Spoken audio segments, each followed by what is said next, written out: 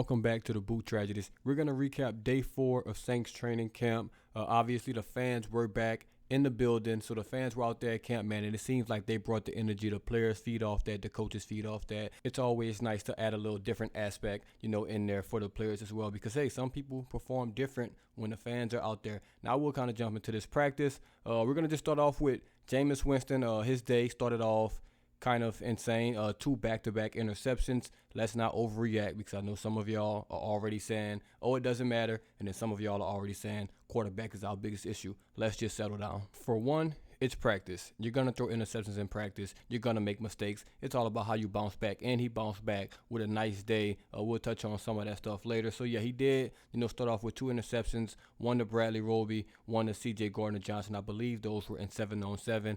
Nothing to overreact to. He still bounced back with a good day. Our defense is just really, really good. Also, Lutz is back to being healthy, as we know. And he went 7 for 7 on field goals. 4 extra points, 4 for 4 on that. Then he made 3, regular field goals, 42 yards, 46 yards, and 51 yards. That's a great sign. Obviously, the kicking situation was pathetic, at best last year. Pathetic at best. Getting Lutz back is super, super huge, man. Top 5 kicker in the NFL, in my opinion. He has a strong leg. He's accurate. All of the above, man. Getting him back is just going to help this team out tremendously. We're not going to have to be like, oh, should we go for it on this 4th and 3? Just because we don't know if we can make a 47-yard field goal. We can just trot Lutz out there. So that's going to be nice to have back. Now, let's talk about the main attraction, Olave, man. He had a super strong day at camp, finally showing why he was a first-round pick. Obviously, Saints trading up to go get him, and he finally made his presence felt. Everyone all saw the bomb, 60-yard touchdown bomb, and team drills. It was a blown coverage. I'm sure a safety was supposed to be over top, because it looked like Lattimore was kind of playing a soft cover 2 or something like that. But who knows? It's just good to see him getting more comfortable, making plays. I'm sure he's going to make a lot more in camp. It's only 4 days out there, but a strong day for Olave. He probably had the best day so far. So, man, if we're doing winners by day, Peyton Turner has a couple wins. Olave now has a dub under his belt. And thanks to Luke Johnson for these stats. He was 3 for 4, when targeted yesterday at practice, and throughout camp so far, he is 6 for 8 when he's targeted. I don't know what we're gonna do with these numbers, but that's just numbers y'all can have. Now we're gonna talk about that defense, man. The defense has been elite. Obviously, the emergence of Peyton Turner being healthy has helped. He's been rushing the passer well. They're not really in full pad, so it's everyone's kind of at a disadvantage because you don't really want to hit. So everyone's at a disadvantage there. But the defense is still looking good. Corners, obviously, Lattimore, Debo's playing well. We're working in some new safeties back there, so it's probably going to take time for them to understand Dennis Allen's system and get comfortable. Marcus Mace also coming off that Achilles injury, but the defense is looking very strong. And, man, we're doing this without Marcus Davenport, who's obviously going to be a starter and one of our best players.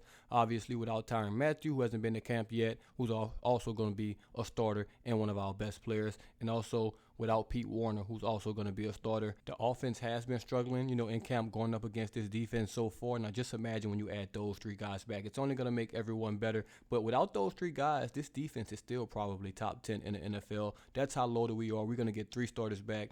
I'm going to start making some crazy statements about this defense as training camp goes on, just because I do think this defense is going to be very, very special once everyone's out there. Also, Michael Thomas did not practice. It was a scheduled, plan to not practice, if that makes sense.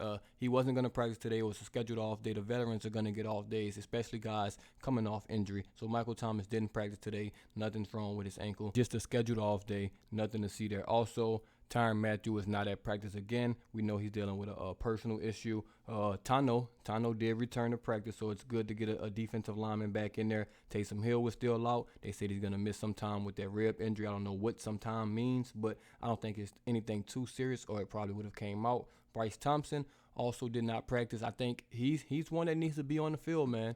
Alontae Taylor, Roby, Lattimore, Debo, many more guys at that cornerback spot with Tyrann and Gardner-Johnson kind of playing hybrid roles. He can't be missing time if you want to make this team. There was everyone's pick for a guy to make that jump this year was Bryce Thompson, and it's very, very early. He's only missed 1 day, but you don't want to miss time, especially when you're going to be fighting for your life, to get on that team. Last but not least, I'll talk about these 2 guys that did perform well at training camp. First one, Adam Troutman. Obviously, he's coming into another year with the Saints, fighting for that tight end 1 spot, even though I think we all know that's going to go to Taysom, but he's fighting for that spot, man. While Taysom is being out, he did have some highlights, looked comfortable out there, looked like he's getting better. We're going to need him, even if he's tight end 2 or tight end 3 or tight end 1, wherever he is, on the depth chart. We're going to need him to be a threat. This dude's too big. He has all the tools, but just something isn't there yet. Hopefully he can put it together, just be a solid tight end for us. Also, Abram Smith. A lot of people been waiting, to hear from him. He finally had a couple flashes. That running back room is deep, so he's going to have to do a lot to make this team. I know his special team abilities of him being a former linebacker is going to help his case to make this team, but if he wants to be, on the team as a running back, which won't happen this year anyway, he needs to do a little bit more, but it's very, very early, still only 4 days in, but for him to be making plays right now, that's going to be a good thing for him in the long run. And before we get out of here, man, make sure y'all follow the Twitter page at DaBoot Tragedies, follow the Twitch at DaBoot Tragedies as well, and join the Discord. All those links are in the description below. And as always, man, it's DaBoot Tragedies, and I'm out.